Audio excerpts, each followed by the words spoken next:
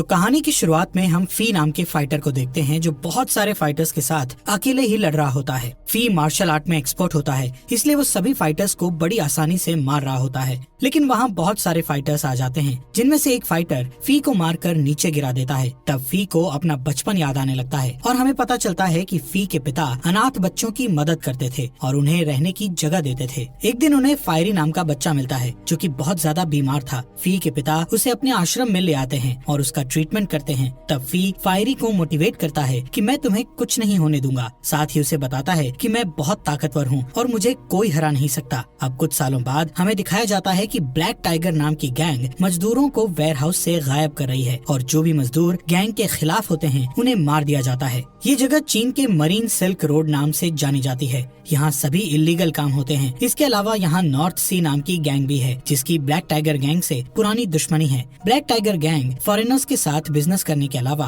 अफीम और human trafficking जैसे इलीगल बिजनेस भी किया करती है। इस गैंग के 3 बड़े बॉस हैं जिन्हें टाइगर कहकर बुलाते हैं। इसमें पहला टाइगर नॉर्थ इविल है जो कि मजदूरों का लीडर है। वहीं दूसरा ब्लैक क्रो है जो कि गैम्बलिंग बिजनेस संभालता है और इस जगह से ही सबसे ज्यादा पैसा आता है। इसके बाद तीसरे टाइगर को दिखाते हैं जिसका नाम ओल्ड स्नेक है जो कि ह्यूमन ट्रैफिकिंग करता है और बहुत ही अय्याश इंसान है। इन तीनों टाइगर्स का बॉस और गैंग का लीडर मास्टर लुई है जो कि तीनों टाइगर्स को अपना मुंह बोला बेटा मानता है। इसके बाद हम फी को कुछ फाइटर्स के साथ देखते हैं जो कि ब्लैक टाइगर गैंग में शामिल होने के लिए आ रहे थे। फी का यहाँ आने का मकसद गैंग का 4th टाइगर बनना था। अब सभी को मास्टर लुई के पास ले जाया जाता है। यहाँ लुई सभी के सामने अपने एक आदमी को जान से मार देता है क्योंकि उसने गैंग को धोखा दिया था। अब लुई जलती हुई 2 रॉड्स को उन फाइटर्स की तरफ करता है जिससे सभी डर जाते हैं, लेकिन फी बिल्कुल भी नहीं डरता। इस बात से लुई बहुत इम्प्रेस होता है और सभी के लिए चाय मंगाता है। जिसके बाद वो सभी को चाय सर्व करते हुए उनके हाथ पर चाय गिराता है। सभी फाइटर्स दर्द के कारण अपने कप को नीचे गिरा देते हैं, लेकिन फी उस दर्द को कंट्रोल कर लेता है। जिसके बाद लुई सभी से कहता है कि जो भी नॉर्थ सी गैंग के मास्टर का सर काट कर मेरे पास लाएगा उसे मैं अपना चौथा मुंह बोला बेटा मान लूंगा और गैंग का 4th टाइगर कहलाएगा। अब हमें कहानी की शुरुआत वाला सीन दिखाया जाता है जहाँ फी नॉर्थ सी के मास्टर से फाइट कर रहा होता है। दोनों के बीच बहुत ही खतरनाक फाइट होती है पर फी मास्टर पर हावी हो जाता है और उसका गला काट कर वहाँ से जाने लगता है। लेकिन तभी वहाँ नॉर्थ सी गैंग के लोग आ जाते हैं और फी से लड़ने लगते हैं। ये वही सीन था जो हमें शुरुआत में दिखाया गया था। फी उनसे मुकाबला करता है पर आखिरी में एक फाइटर उसे नीचे गिरा देता है। तब फी का साथी बिग टूथ फी को बचाने के लिए वहाँ रखे क्रैकर्स को जला देता है जिससे सभी फाइटर्स डिस्ट्रैक्ट हो जाते हैं और बिग टूथ मौका देखकर फी को बचाकर ले जाता है। जहाँ लुई फी के हाथ में नॉर्थ सी के मास्टर का सर देखकर उसे अपना चौथा बेटा मान लेता है। साथ ही अपने तीनों बेटों से कहता है कि वो इतने सालों में जो काम नहीं कर पाए वो फी ने एक दिन में कर दिखाया। यहाँ ब्लूटूथ फी से दोस्ती करता है और अपने बारे में बताकर वहाँ से चला जाता है। तब फी फिर से अपने बचपन की यादों में खो जाता है जहाँ वो अपने दोस्त फायरी, चुन और लिटिल फा के साथ खेल रहा था। फिर घर आने पर उसे पता चलता है कि लिटिल फा को एक आदमी पकड़कर ले जा रहा है, इसलिए फी अपने दोस्तों के साथ उसे बचाने जाता है। लेकिन वो आदमी फी को किक मारकर लिटिल फा को ले जाता है। पर अगले ही दिन फी के पिता उस आदमी को पकड़ लेते हैं। तब उन्हें पता चलता है कि उसने लिटिल फा को बेच दिया है। इसके बाद हम प्रेजेंट में देखते हैं कि जहाँ नॉर्थ सी गैंग के मास्टर का बेटा वो अपने पिता का कटा हुआ सर देखता है, तब वो कसम खाता है कि मैं अपने पिता की मौत का बदला लेकर रहूंगा। दूसरी तरफ फी गैंग के रूल के अकॉर्डिंग अपनी बैक पर टाइगर का टैटू बनवाता है। तब टैटू आर्टिस्ट उसे गैंग के बारे में कुछ खास बातें बताते हुए कहता है कि गैंग का पूरा पैसा एक ऐसे लॉकर में रखा जाता है जिसकी 2 चाबियां हैं। इन चाबियों में एक सिल्वर चाबी है तो दूसरी गोल्ड चाबी है। इन चाबियों का एक सेट लुई के पास है और दूसरा सेट उन दोनों टाइगर्स के पास है जो गैंग को ज्यादा मुनाफा देते हैं, यानी कि एक चाबी ब्लैक क्रो के पास है और दूसरी ओल्ड स्नेक के पास। अब रात में लुई सभी के सामने फी को अपना चौथा बेटा बनाता है।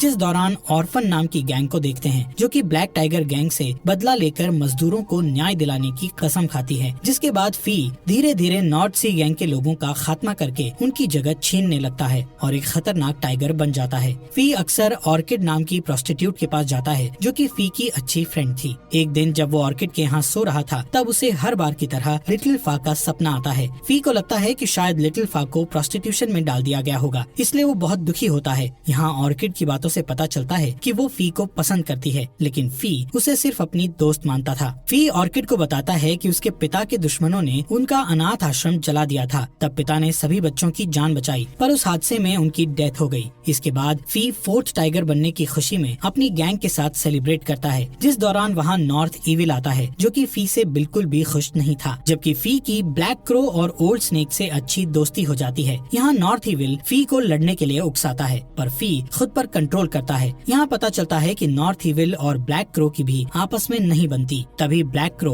नॉर्थ इविल का मजाक उड़ाता है, जिससे नॉर्थ इविल उससे लड़ने के लिए खड़ा हो जाता है। तभी वहाँ लुई आ जाता है और दोनों को डांटने लगता है। जिसके बाद हम फी के बचपन के दोस्त फायरी और चुन को देखते हैं, जो कि अनाथ बच्चों का ख्याल रखते हैं और ऑर्फन गैंग चलाते हैं। यहाँ फायरी चुन को एक ब्रेसलेट देता है, पर चुन उस ब्रेसलेट को वापस कर देती है। असल में फायरी चुन से प्यार करता है, लेकिन चुन फी को पसंद करती थी। अगले दिन हम कुछ बिजनेसमैन को देखते हैं, जो लुई से 300 मजदूरों को विदेश भेजने की डील करते हैं, जिसके लिए लुई मान जाता है और 300 मजदूरों को किडनैप करके उन्हें विदेश भेजने का सोचता है। इसके बाद फी लुई से पूछता है कि कुछ मजदूर विदेश जाकर काम करना चाहते हैं, तो उन्हें किडनैप करने की क्या जरूरत है। जिस पर लुई बताता है कि बिजनेसमैन उन मजदूरों को हमेशा के लिए खरीदने वाले हैं। यहाँ लुई फी से वू को ढूंढने के लिए कहता है, क्योंकि लुई को लगता है कि वो अपने पिता का बदला जरूर लेगा। दूसरी ओर फायरी और चुन को पता चलता है कि एक बच्चा बीमारी के कारण मर गया है, जिस वजह से वो बहुत दुखी होते हैं। इसके बाद हमें फिर से फायरी और फी का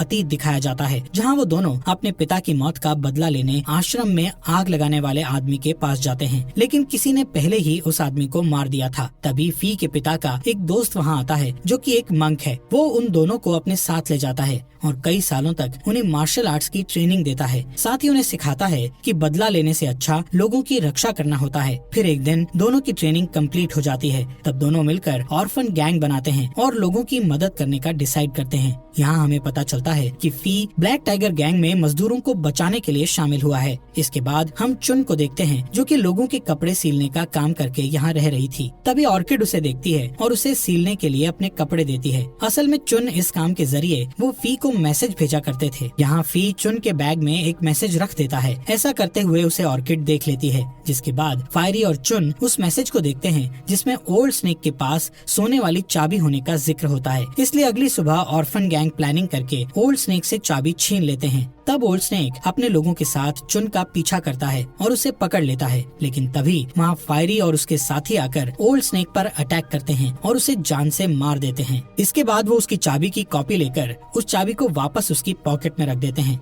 रात में लुई को पता चलता है कि ऑर्फन गैंग ने ओल्ड स्नेक को मार डाला है, लेकिन जब वो उसकी चाबी को देखता है तो बेफिक्र हो जाता है और इस मामले पर ज्यादा ध्यान नहीं देता। अब मास्टर उस चाबी की जिम्मेदारी नॉर्थ इविल को सौंपता है, जिसके बाद फी बिग टूथ के साथ गैम्बलिंग करने के लिए जाता है, जहाँ वो बार बार अपने पैसे हारता है। अब क्योंकि फी फोर्थ टाइगर है, इसलिए वो गैंग मेंबर से बार बार पैसे उधार लेता है, पर आखिरी में उसे पैसे देने से मना कर दिया जाता है, जिससे फी को गुस्सा आ जाता है। तब ब्लैक क्रो फी को अपने साथ ले जाकर उसे 50 चांदी के सिक्के गिफ्ट करता है, पर फी उससे 300 सिक्के की डिमांड करता है, जिससे ब्लैक क्रो को गुस्सा आ जाता है। तब फी उसे सोने की चाबी दिखाता है, जो कि असली चाबी की कॉपी थी। फी कहता है कि उसने नॉर्थ इविल के आदमी को इस चाबी की कॉपी बनाते हुए देखा था, इसलिए उसने चाबी छीनकर उस आदमी को वहीं मार डाला। असल में फी का प्लान ब्लैक क्रो और नॉर्थ इविल को आपस में लड़ाने का था। यहाँ ब्लैक क्रो को लगता है कि ओल्ड स्नेक को नॉर्थ इविल ने ही मारा होगा, इसलिए अब वो फी के साथ मिल जाता है और उसकी डील मान जाता है। इसके बाद दोनों गैंग का खजाना देखने जाते हैं।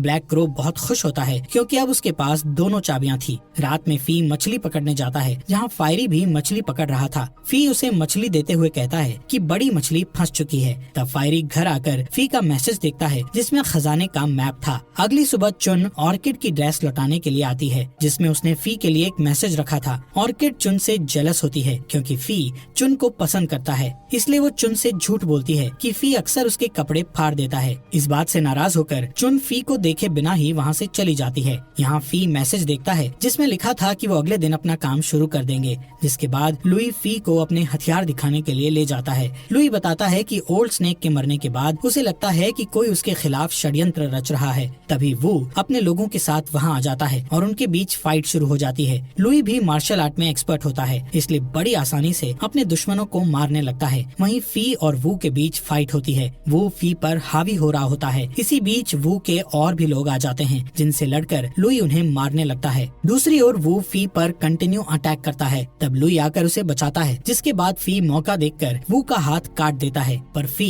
उसे जान से मारना नहीं चाहता था, इसलिए लुई फी की तलवार पर किक करके वू को मार देता है। दूसरी ओर ऑर्फन गैंग लुई के अफीम वेयरहाउस को जला देती है, जिस दौरान फायरी को लुई के लोग देख लेते हैं और उसका पीछा करने लगते हैं। दूसरी तरफ ब्लैक क्रो चुन को भागते हुए देखकर उसका पीछा करता है। इधर मास्टर को कुछ समझ नहीं आता। तब फी इस मामले को सुलझाने के लिए वहाँ से चला जाता है। इसके बाद हम फायरी को उन लोगों से लड़ते हुए देखते हैं, लेकिन ज्यादा लोगों के कारण फायरी वहाँ फंस जाता है और वो लोग उसे पकड़ लेते हैं। वहीं ब्लैक क्रो चुन का पीछा करते हुए एक घर में पहुँच जाता है, जहाँ फी अपने लोगों के साथ पहले से ही उसका इंतजार कर रहा था। यहाँ पता चलता है कि चुन के पेरेंट्स को ब्लैक क्रो ने मारा था। अब वो सभी मिलकर ब्लैक क्रो को मार डालते हैं और उससे दोनों चाबियां चुरा लेते हैं, जिसके बाद फी चुन को बताता है कि वो भी उससे प्यार करता है और अगले ही दिन फायरी को ये बात बता देगा। चुन उससे ऑर्किड के बारे में पूछती है, जिस पर वो बताता है कि ऑर्किड सिर्फ उसकी दोस्त है। अब जैसे ही फी ब्लैक टाइगर के हेडक्वार्टर में जाता है तो देखता है कि उन लोगों ने फायरी को पकड़ लिया है।